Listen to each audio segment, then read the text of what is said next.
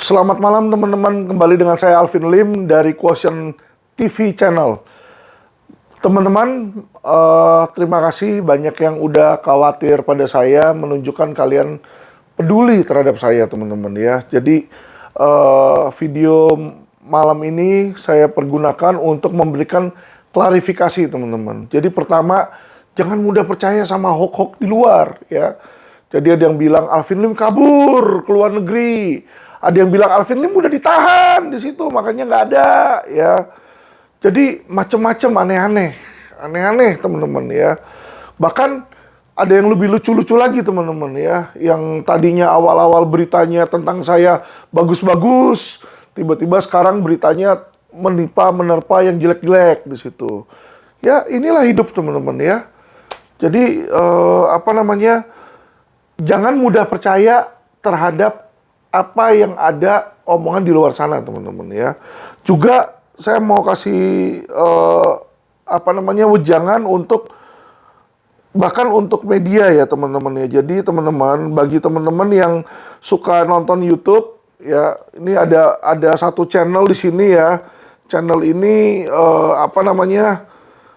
namanya Kanal Anak Bangsa ini teman-teman. Jadi ada judul pertama dia bilang Alvin Lim katanya di sini. Jadi ini ada orang nih namanya Rudy, saya nggak kenal ini sama sekali, gue nggak pernah ketemu, saya nggak pernah ketemu sama dia, ya tapi tiba-tiba dia bikin konten nih tentang saya nih teman-teman di sini ya. Nah jadi saya mau infoin ke teman-teman ya.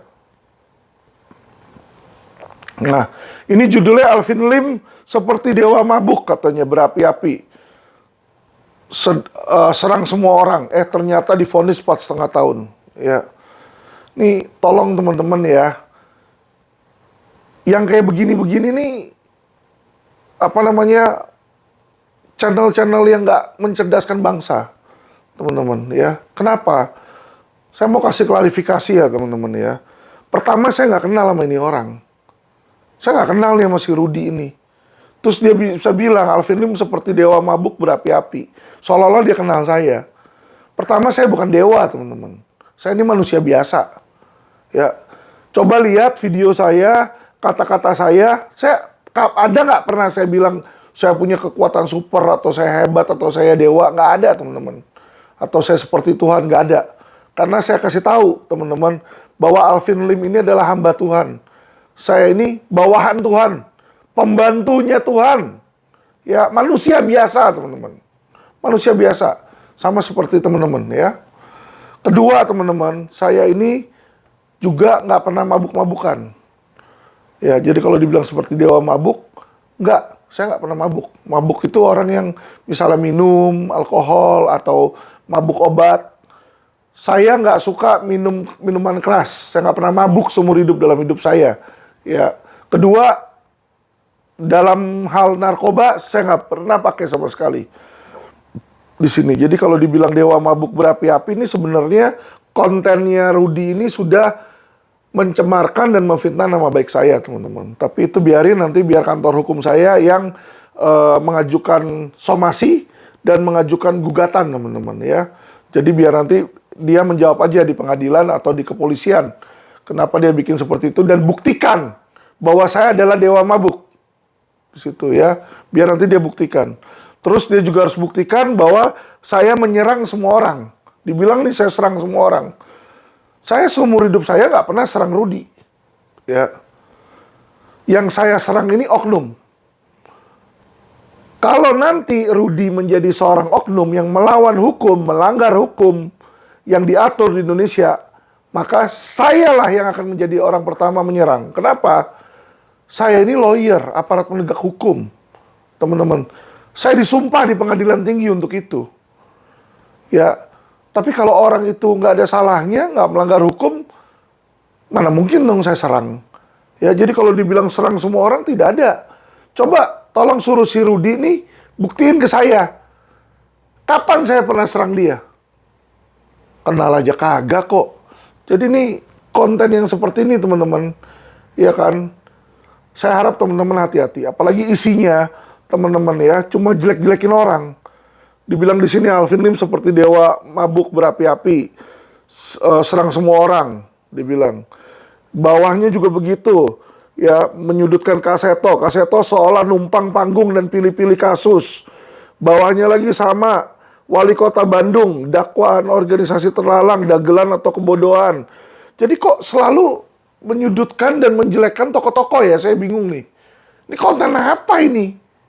Ini orang siapa ini? Ya kan, tapi it's not matter lah, ya nggak peduli. Kenapa? Karena ini juga saya baru tahu, dikasih tahu sama teman-teman saya, ya kan. Cuma ini agak heran aja, kenapa kok konten yang isinya hoax dan fitnah seperti ini, ya isinya hoax dan fitnah dan mencemarkan nama baik, ya bisa banyak ini subscribernya, ya. Jadi akan saya pastikan, saya akan gugat dan saya akan proses hukum nih. Ya, jadi jangan main-main sama kami ya. Kedua, teman-teman, saya mau kasih penjelasan terhadap vonis 4,5 tahun. Dari awal saya sudah bilang sama teman-teman yang memang mengenal saya ya, yang mengikuti konten saya sudah bilang, saya ini sudah diancam terhadap kasus tersebut. Kasus ini 2018, teman-teman. 2018 sudah diputus, sudah disidang, sudah diputus 2018. Jadi di Pengadilan Negeri Jakarta Selatan, saya sudah bebas demi hukum di situ, 2018. Banding, jaksa banding ke Pengadilan Tinggi. Habis itu jaksa kasasi ke Mahkamah Agung. Di Mahkamah Agung sudah ada putusan di 2020, teman-teman. Yaitu putusannya menolak tuntutan jaksa mengembalikan berkas ke pengadilan di situ, mengembalikan berkas ke kejaksaan. Jadi tuntutan jaksa ditolak, teman-teman, ya. Nah, 2020 tuh 2 tahun tidak ada apa-apa, teman-teman. Ya, sampai akhirnya saya menangani kasus investasi bodong. Jadi teman-teman bisa lihat di SIPP ya, nomor perkara 1036 atas nama Alvin Lim, itu sudah ada putusan Mahkamah Agung di 2020, teman-teman.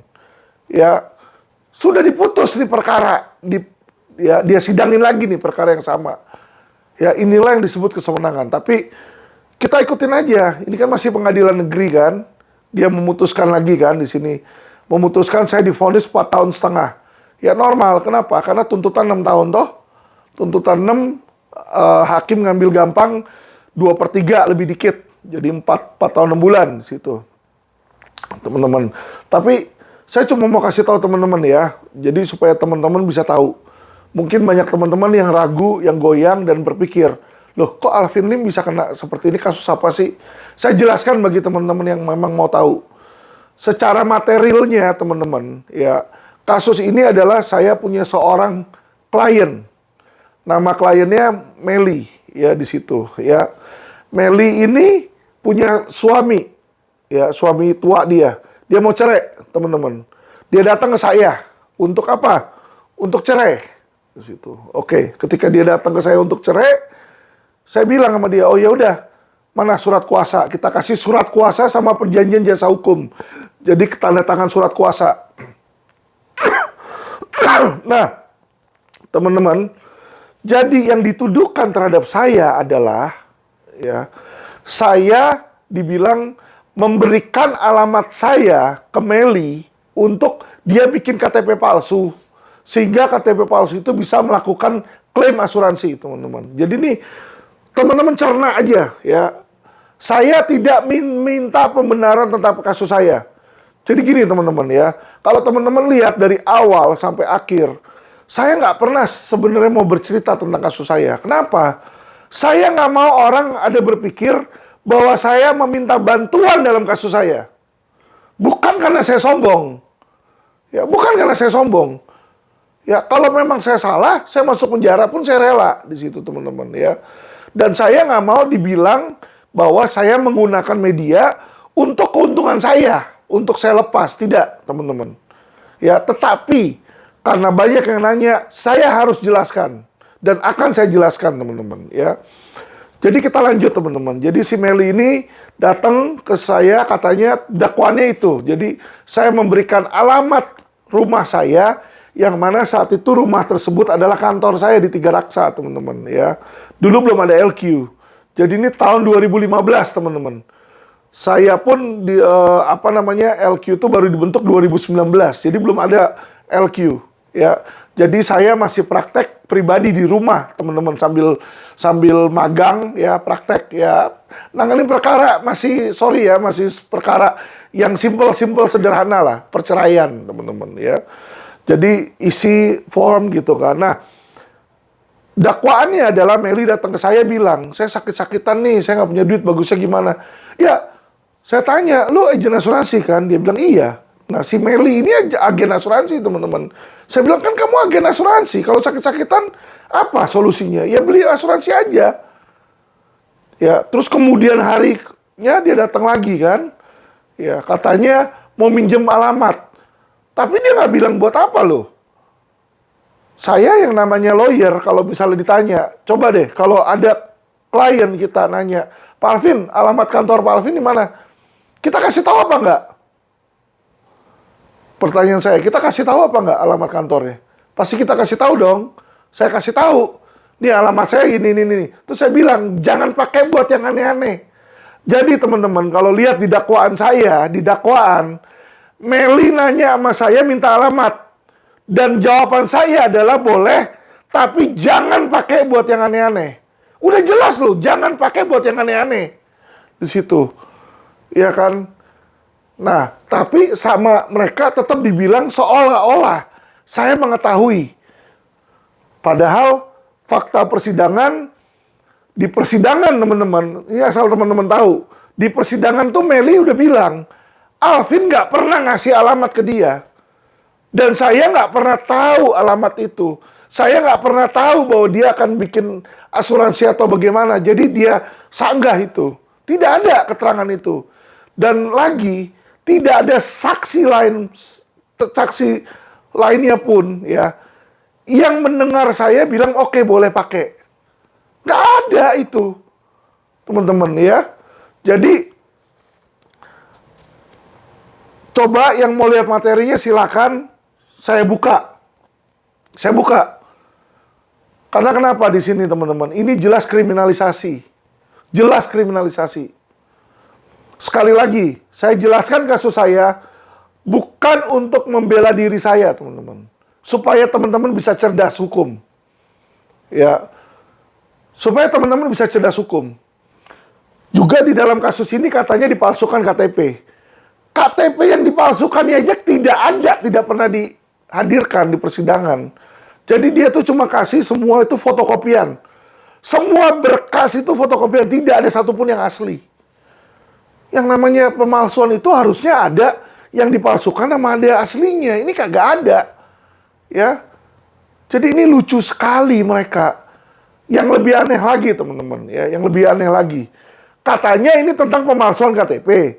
Ada seseorang saksi yang dihadirkan di dalam sidang, ya, namanya Suud di situ. Nah, Suud ini bilang, dia yang bikin KTP palsunya. Dia yang bikin.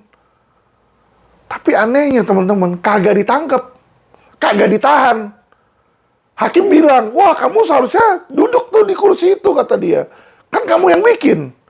Terus ditanya sama saksinya, kenal nggak sama Alvin Lim? Kagak. Kan lucu kalau kayak begitu. Terus keterlibatan saya di mana? Ya, jadi keterlibatan saya dibilang ikut serta karena saya memberikan alamat rumah saya yang dimana saat itu di 2015 alamat rumah di Tiga Raksa itu adalah alamat rumah dan alamat kantor hukum saya. Lucu kan? Karena kenapa? Kalau yang namanya kita memberikan alamat rumah dan kantor itu bukan perbuatan melawan hukum. Lah kartu nama saya aja semua selalu ada alamat kantor. Surat kuasa ada alamat kantor. Perjanjian jasa hukum ada alamat kantor. Dan kalau ada orang telepon saya nanya alamat saya di mana, pasti saya kasih tahu. Di situ loh. Jadi lucu, ini sama sekali lucu sekali teman-teman kasus ini ya. Jadi saya bukan mau membela diri saya, teman-teman. Saya dihukum penjara pun saya sudah dipenjara 9 bulan, saya jalanin tanpa komplain, teman-teman. Ya kan, demi apa? Demi negara ini, teman-teman. Dan saya bukan mengecut. Dibilang saya ke Singapura untuk kabur. Nah, ini saya mau klarifikasi juga. Saya ke Singapura bukan untuk kabur. Saya ini kan sudah divonis katanya 4 tahun 6 bulan. Tapi ini kan masih banding. Habis banding masih ada kasasi. Ya toh? Ini belum inkrah loh. Bisa aja saya putusan bandingnya bebas. Bisa aja saya dibilang tidak bersalah toh. Benar nggak? Di situ. Jadi kalau orang-orang sudah langsung bilang saya mengecap saya sebagai penjahat, ya kan? Orang itu harus introspeksi diri. Ya kan? Kenapa harus introspeksi diri? Berarti orang itu sudah ngejudge seseorang yang nggak benar. Karena belum itu. Ya saya aja nggak di penjara kok. Ya jadi teman-teman, saya berharap teman-teman ini biar bisa cerdas teman-teman ya. Ini ya masih jauh. Jadi bagi kalian yang khawatir sama saya, gak usah khawatir. Tuhan itu nggak diem. Ya, dan masih ada perlawanan teman-teman. Masih ada banding, masih ada kasasi, masih ada peninjauan kembali di situ. Ya, jadi masih long way, masih lama, masih panjang teman-teman.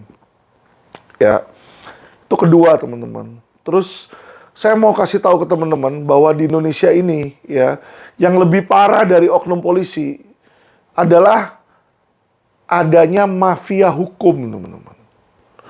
Mafia hukum ini tidak sendiri. Bukan satu oknum sendiri.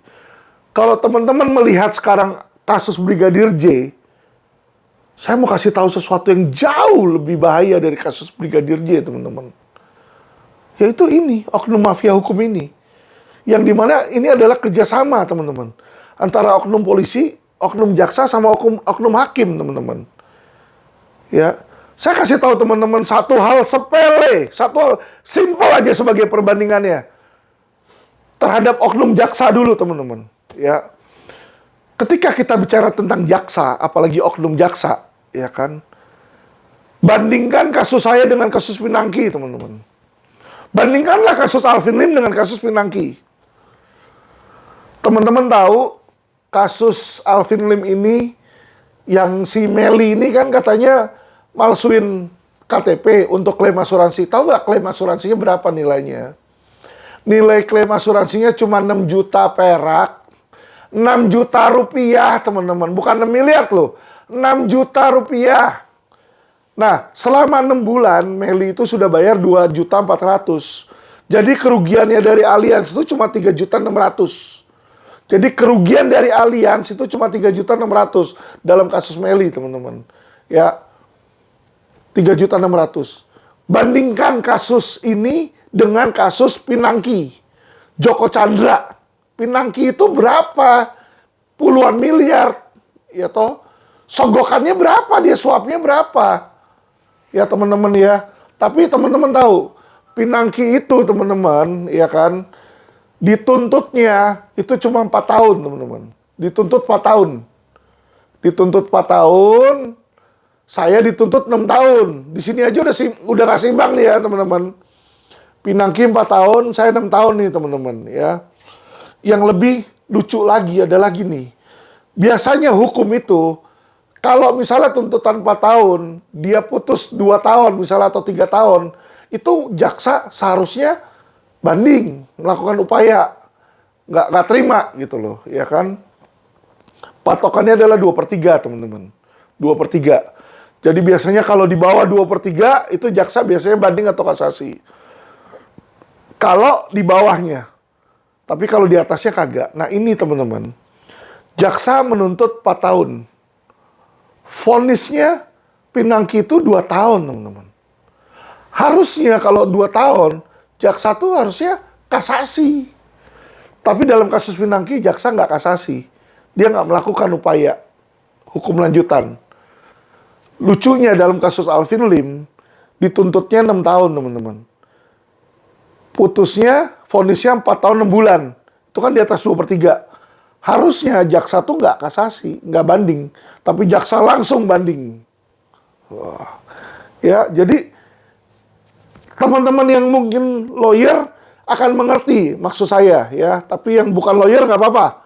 Sambil kita belajar hukum dikit. Jadi patokan jaksa itu 2/3, teman-teman. Jadi kalau dari vonis dia di bawah 2/3, biasanya jaksa itu banding. Kalau di bawah setengah, wajib banding. Kalau lepas, wajib kasasi, teman-teman. Ya, itu saya kasih tahu hukumnya. Ya, jadi di dalam kasus Alvin Lim ini sudah kelihatan antipatinya jaksa. Maksud saya adalah gini, kalau prosesnya aja udah nggak benar, teman-teman. Kalau prosesnya aja udah nggak benar, niatnya itu udah nggak benar. Berarti niatnya ini bukan mau menegakkan hukum, tapi mau balas dendam. Ya, karena apa yang menurut motifnya di situ? Yaitu adalah kasus investasi bodong. Jadi 2020 itu kan kasus ini sudah pernah disidangkan sampai 2022 baru disidangin lagi nih. 2022 sebelum disidangkan, saya tuh udah di warning sama oknum kejaksaan, teman-teman, untuk tidak melawan mereka dalam P19 mati. Jadi saya bongkar itu tentang P19 mati di Kejaksaan Agung. Sudah ada yang datang ke saya, Alvin, kalau kamu terus-terusan kayak begini, akan saya bongkar, akan saya kasusin lagi. Jadi akan disidangkan ulang. Saya bilang silakanlah. Karena kenapa, teman-teman? Saya lebih memilih menepati janji saya kepada Tuhan. Karena saya di pengadilan tinggi disumpah. Ya, di pengadilan tinggi saya disumpah. Ya, daripada ya kan, ya namanya resiko, ya sudah, saya hadapin. Jadi Alvin Lim tidak takut. Tidak takut. Penjara itu tidak takut. Saya sudah dipenjara 2 kali. Ya, sudah dipenjara 2 kali. Saya sudah dikriminalisasi 2 kali. Yang pertama adalah masalah anak kandung. Ya, jadi saya rebutan anak sama istri, di penjara. Tuduhannya penculikan. Teman-teman bisa googling 2007. Di 2007 coba googling. Ya, dengan kata kunci Alvin Lim penculikan. Akan keluar itu Alvin Lim penculikan. Bayangin bagaimana seorang bapak kandung didakwakan, didugakan menculik anak kandung, padahal belum cerai. Belum cerai. Ya, bapaknya sendiri loh yang ambil. Ya, teman-teman.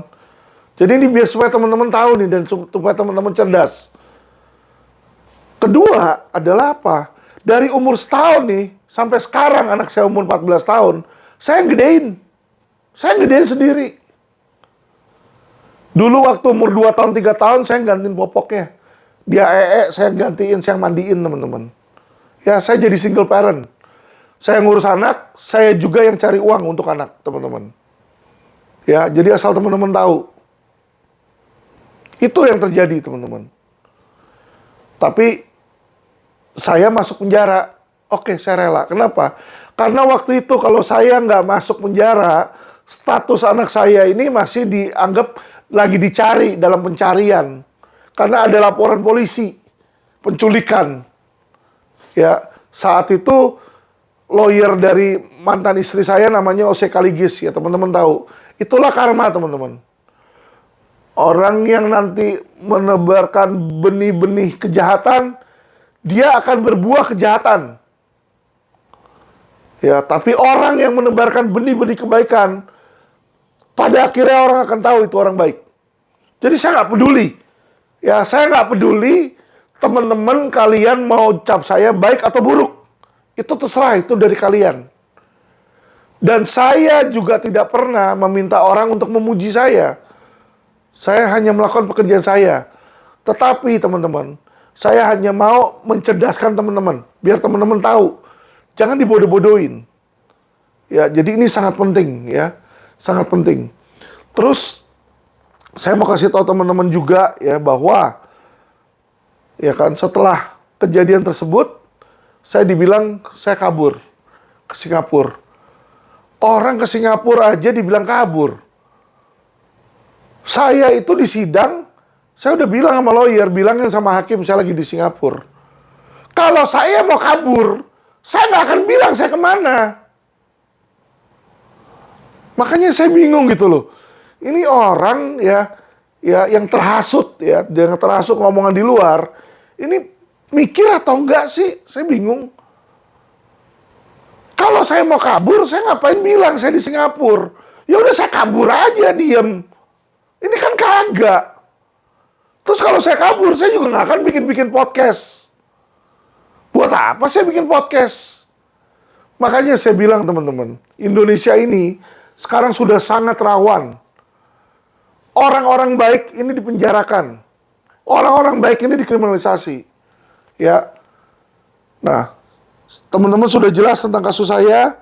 Saya mau kasih contoh seorang lawyer baik lain yang dikriminalisasi, dan lawyer ini adalah dulu mantan klien saya, teman-teman. Ya. Jadi ini ada yang namanya Ibu Farida. Ini ada berita.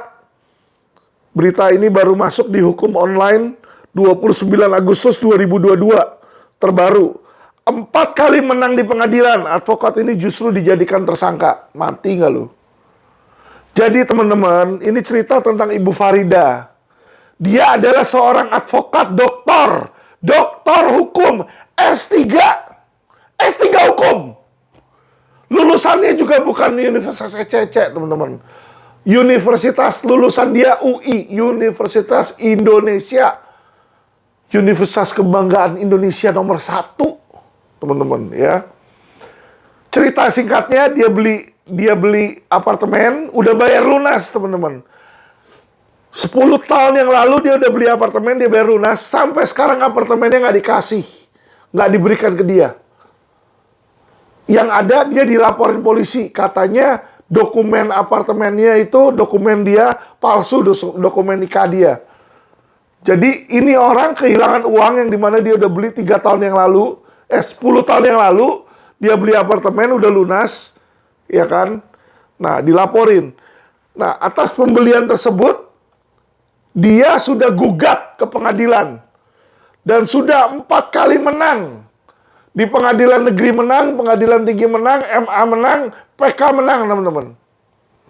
Ya, menang di PK, dia mau eksekusi sama developer, ya, Pak Kuwon, itu dilaporin pemalsuan katanya.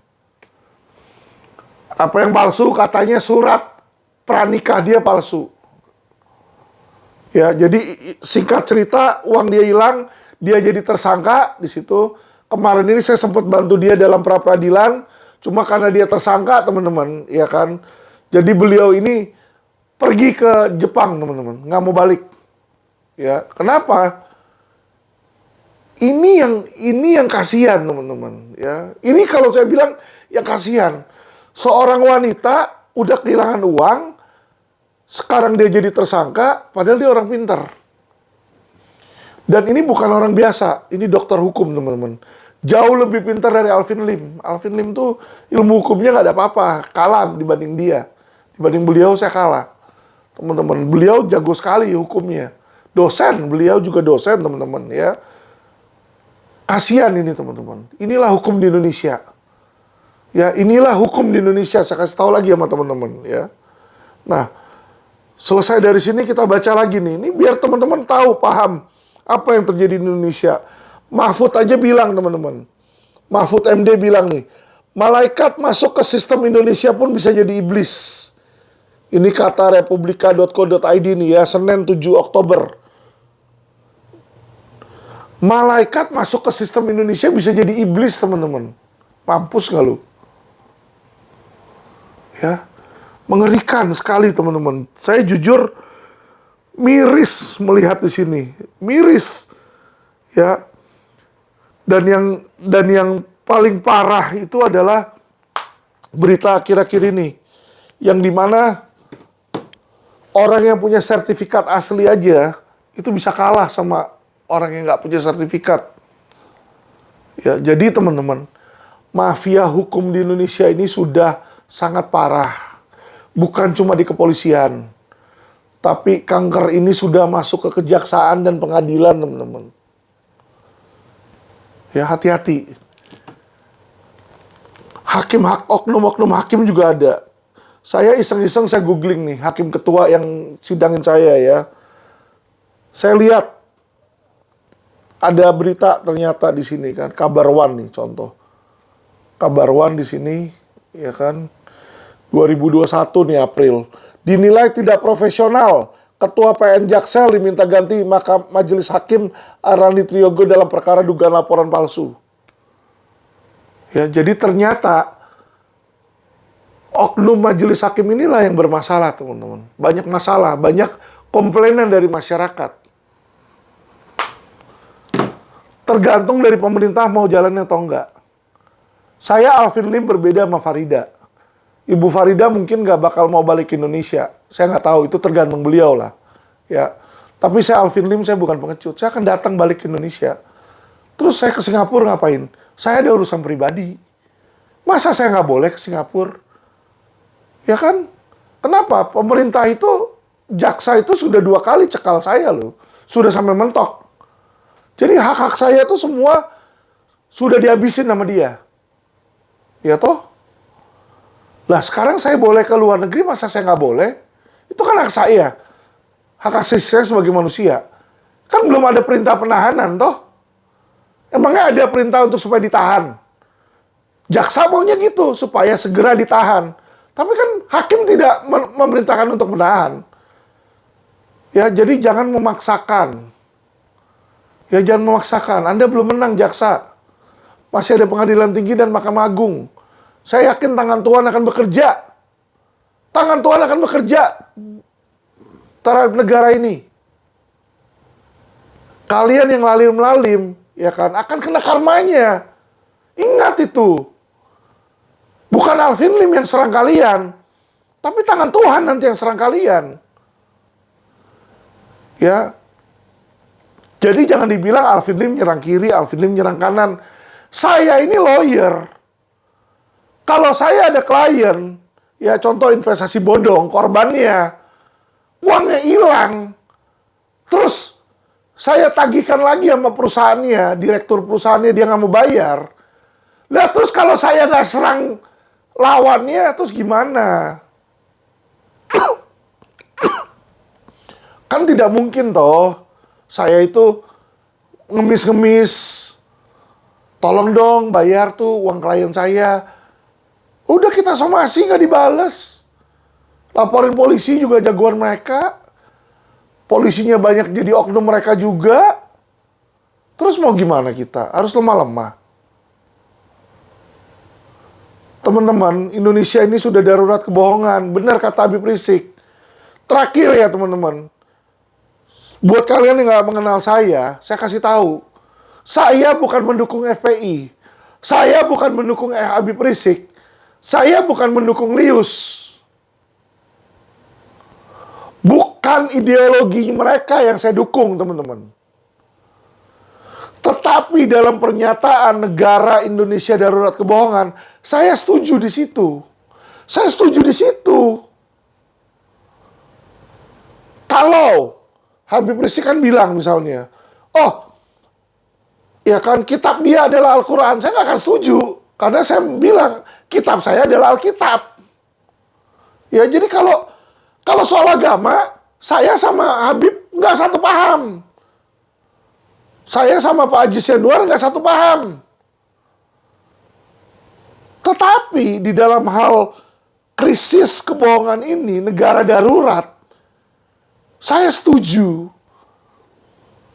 Dan saya mau merangkul semua pihak, semua, bukan cuma FPI, teman-teman, bukan cuma FPI.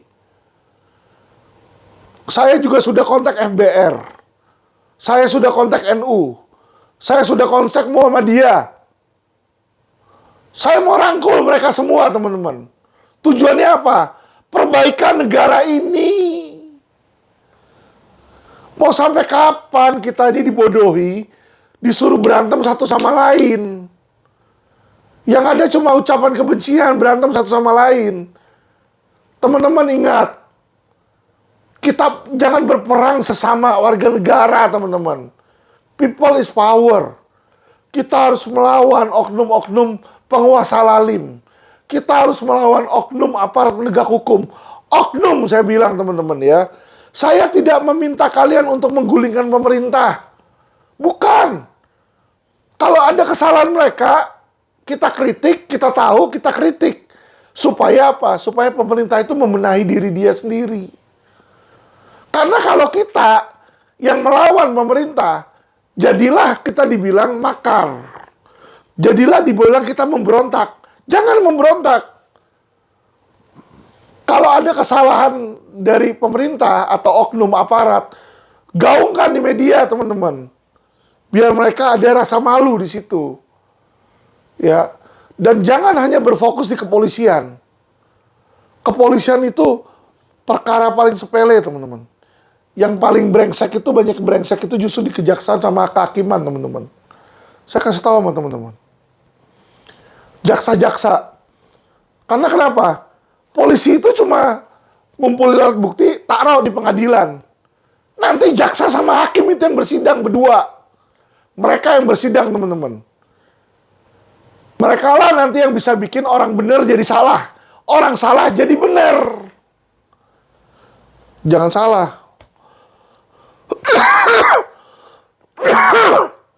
Jadi teman-teman, ya, video Quotient TV ini bukan video yang melawan pemerintah. Bukan video yang membela FPI. Saya tidak setuju dibilang membela FPI.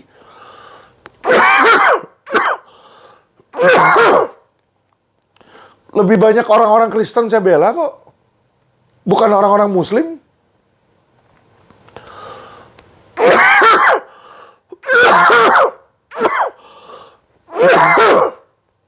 Apalagi mulai ada yang jelek-jelekin bilang bahwa kami ini kadrun. Kadrun dari mana kadrun? Kita ini manusia, bukan kadal gurun. Saya heran loh sama orang-orang. Saya jujur heran. Makin lama saya lihat Indonesia ini, ya saya miris sih jujur teman-teman ya. Kalau saya teman-teman,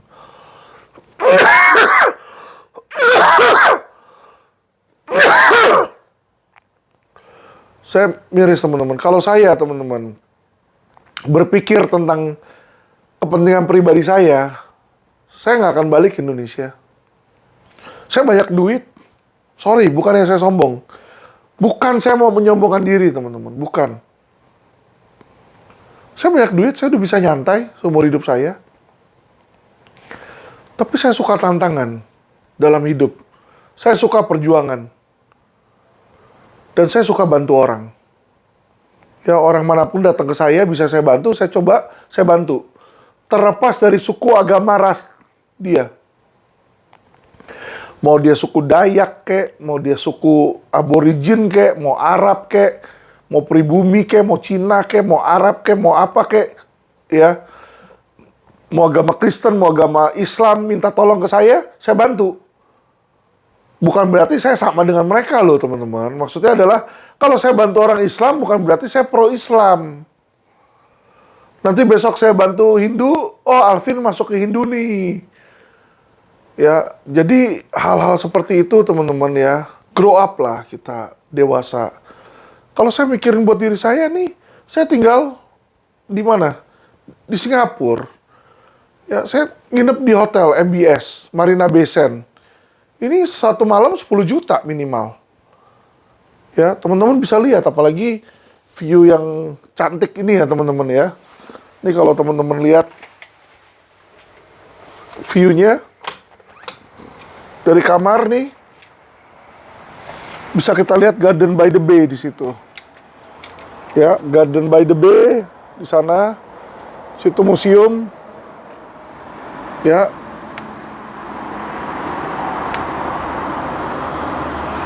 Teman-teman bisa dilihat ya, apa namanya? Saya hidup di tempatnya aja laks. Ininya aja nih otomatis nih. Bisa apa namanya? Jalan sendiri tuh, lihat tuh. Kordennya tuh bisa nutup sendiri. Ya. Jadi teman-teman, saya bisa hidup mewah, bisa hidup nyaman di luar negeri. Saya di Indonesia dari pagi sampai malam sampai pagi kerja, bantuin kasus hukum teman-teman. Demi apa? Demi pengorbanan. Ya, tolonglah teman-teman. Apa namanya? Saya harap kalian semua tuh peduli pada negara Indonesia. Dan ini benar-benar harus dibenahi. Kalau enggak, orang-orang pintar ini kayak Ibu Farida itu akan pergi, teman-teman. Kita akan kehilangan permata-permata Indonesia. Orang-orang sumber daya manusia yang hebat-hebat itu akan hilang, teman-teman. Kalah sama oknum, teman-teman. Dan ini aja satu, ya, yang bikin hati saya sedih. Kenapa? Karena hukum di Indonesia ini mati. Fondasinya ini mati. Hukum di Indonesia ini mati. Fondasinya mati, teman-teman. Jadi negara ini berdiri di atas kebohongan. Kenapa? Karena selama ini presiden yang kita cintai selalu bilang hukum adalah panglima. Tapi nyatanya uang adalah panglima, teman-teman. Teman-teman tahu nggak sih, saya kalau mau sogok pengadilan negeri bisa. Mereka tuh udah buka pintu. Kalau mau sogok pengadilan negeri itu bisa, teman-teman. Kalau saya mau bebas di pengadilan negeri, tinggal bayar, lepas. Apa yang susah? Apa yang susah? Kalau saya mau kabur, ngapain saya tunggu vonis? Kalau saya mau kabur, ya dulu-dulu aja saya kabur. Ngapain saya nunggu vonis? Ya, jadi teman-teman, Alvin Lim tuh nggak peduli dengan diri dia sendiri. Saya nih sakit kerja, capek, ya, buat bantuin masyarakat. Klien-klien investasi bodong, Indosuria, Mahkota. Saya yakin kalau nggak ada saya, itu amburadul semua itu nanti 5.000 klien. Mau pada kemana itu korban-korban investasi bodong? Dan mau kapan Indonesia mau maju, teman-teman? Mau kapan Indonesia maju? Jadi saya undang teman-teman, marilah kita bersatu. Terlepas dari kalian agama apa, terlepas dari kalian suku apa, kita benahi negara ini. Ada monumen Brigadir J atau tidak ada Brigadir J, kita benahi. Karena kenapa? Penjahat-penjahat seperti Ferdy Sambo itu nanti akan lepas, teman-teman. Mark my word, tidak akan dihukum mati. Tidak akan dihukum mati. Yang seperti itu tuh hukumannya pendek mereka. Apalagi kejaksaan, jaksa agung ada hutang budi sama Ferdy Sambo, teman-teman. Jangan lupa, yaitu kebakaran gedung Bundar. Itu direktur Tipidumnya adalah Ferdy Sambo. Jadi jangan harap Ferdy Sambo dihukum panjang, jangan harap. Berani taruhan saya. Ya berani taruhan saya. Ya. Jadi teman-teman, kalau teman-teman tidak mau berjuang, siapa lagi? Saya nggak apa-apa masuk penjara 4 tahun 6 bulan. Ya saya udah jalani 9 bulan, jalanin paling setengah, keluar. Ya kan? Tetapi bukan di situ masalahnya. Masalahnya berarti kita nih, Indonesia nih kalah dengan mafia hukum, teman-teman. Kalau saat ini Alvin Lim saja bisa dikriminalisasi. Saya yang super bawel, super vokal aja bisa dikriminalisasi, teman-teman. Bagaimana nasib teman-teman nanti? Kayak Ibu Farida ini toh. Ini orang udah paling malang sedunia, teman-teman. Ini sorry ya, saya ngomong ya. Ini orang udah paling sial sedunia. Sial. Paling malang nasibnya. Suek nasibnya. Kenapa suek? Udah keluar duit banyak, miliaran. Barangnya kagak dapat. Dijadiin tersangka, mau ditahan. Mati nggak lo? Mampus nggak kalau kayak begitu? Ya teman-teman, coba di googling tentang Farida, Ibu Ike Farida nih. Ini dokter, teman-teman. Lawyer, punya kantor hukum, dosen. Kalahnya sama siapa? Sama mafia, teman-teman. Disinilah makanya, ketika saya sudah tidak percaya lagi kepada aparat penegak hukum, repot itu negara. Tapi ini terjadi bukan karena saya mau memberontak. Terjadi karena keadaannya seperti ini, teman-teman. Ya, saya memulai gerakan yang namanya Indonesia Bersatu, teman-teman. Bagi kalian yang tergerak di Indonesia Bersatu, nanti kita bisa join. Ya, saya undang di situ, sudah ada saya, sudah ada anggota FPI juga saya undang. Mereka kalau memang mau, YouTuber saya undang, ya. Siapa yang punya hati untuk merubah Indonesia? Termasuk lawyer-lawyer. Ayo. Jangan cuma banyak bicara, ya. Ini kayak yang tadi ini siapa nih? Ada YouTuber nih namanya Rudy ini. Cuma bicara-bicara doang. Kalau kamu memang mau merubah, jangan banyak bacot. Ayo ikut rubah negara ini. Ya kan? Ayo dong, lakukan langkah hukum apa? Ya biar negara ini berubah. Kalau cuma bicara doang gampang. Saya ini bukan hanya punya YouTube, bukan hanya ngomong di channel. Laporan polisi saya urus, gelar perkara juga saya datang, gugat pengadilan juga saya datang. Saya ini upaya. Ya, jadi bukan mencari popularitas. Alvin nggak mencari popularitas. Saya tidak berniat menjadi artis. Saya kasih tahu, saya tidak berniat menjadi artis, teman-teman. Ya, dan saya kasih tahu selama ini ketika saya ngomong di media, ya, media yang undang saya. Metro undang, Tempo mau wawancara narasumber. Kita datang karena kenapa? Kita bukan orang sombong. Bukan karena saya mau mencari popularitas, teman-teman. Dan kalau teman-teman lihat, berita saya ada di media, yaitu berita tentang klien dan kasus yang saya tangani. Karena apa? Saya sedang menjalankan tugas, bukan mencari pencitraan, ya. Oke, saya harap teman-teman semua bisa makin cerdas, ya. Mohon maaf, suara saya makin lama makin berantakan di sini, teman-teman. Kesehatan saya pun juga makin lama makin buruk karena memang saya diabetes, saya hipertensi, saya jantung, dan saya sudah ada masalah juga dengan penyakit dalam lah di situ. Makanya kalau mereka bilang saya bohong-bohongan, sakit katanya bohong-bohongan, lah memang saya sakit kok. Semua dokter diperiksa bilang saya sakit. Tapi saya dipaksa sidang dalam sakit, oke, nggak apa-apa, saya paksakan. Situ kalau memang itu maunya mereka toh. Ya, karena kenapa, teman-teman? Ya, kita berkorban lah demi negara ini. Ya, kalau memang dengan Alvin Lim masuk penjara 4 tahun 6 bulan, Indonesia bisa menjadi bagus, saya dengan senang hati masuk penjara, teman-teman.